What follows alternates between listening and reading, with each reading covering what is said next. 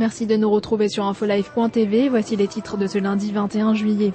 Ingrid Betancourt et sa mère, Yolanda Pouletio, ont brandi ce dimanche, place Trocadéro, des photos à l'effigie des otages politiques, dont le soldat franco-israélien Gilad Shalit, retenu en captivité depuis 2 ans par le Hamas. Ingrid a appelé la guérilla colombienne des FARC à déposer les armes et à libérer les prisonniers devant quelques 8000 personnes rassemblées à Paris à l'occasion du jour de l'indépendance de la Colombie. Au même moment, des concerts se sont déroulés dans 80 grandes villes du monde. Le gouvernement israélien a décidé de tout mettre en œuvre afin de libérer le soldat Gilad Shalit, détenu aux mains du Hamas depuis juin 2006.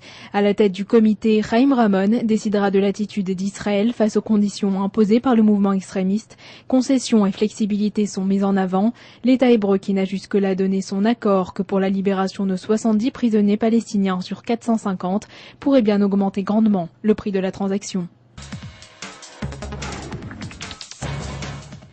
Ehud Olmert a déclaré ce dimanche qu'un accord pourrait bien se finaliser entre Palestiniens et Israéliens d'ici la fin de l'année.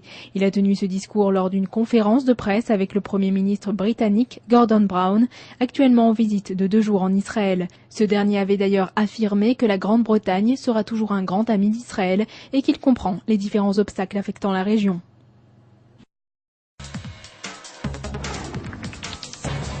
Une enquête vient de s'ouvrir sur le soldat de Tsahal qui a tiré à bout portant des balles de caoutchouc sur un manifestant palestinien de Naaline. Ce dernier avait les yeux, les mains et les pieds bandés.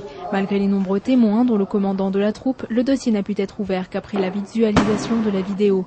Selon l'association israélienne pour les droits de l'homme, cet incident a eu lieu le 7 juillet dans une localité de Judée-Samarie où les violences contre la clôture de Naaline se sont grandement accrues. Afin de satisfaire les besoins d'une population de plus en plus grandissante, le ministre de l'Intérieur, Meir Shetrit, a initié le projet de construction d'une nouvelle ville arabe en Galilée. Le lancement de ce projet coûtera $1 million à Israël. Le coût final n'a pas encore été évalué. Approuvé par le gouvernement, les préparations commencent déjà à se mettre en place. Les aspects techniques seront discutés par un comité dirigé par le directeur du ministère de l'Intérieur, Aryeh Bar. C'est la fin de ce flash, merci de nous avoir suivis sur InfoLive TV, la première télévision israélienne sur Internet qui émet en 4 langues depuis Jérusalem.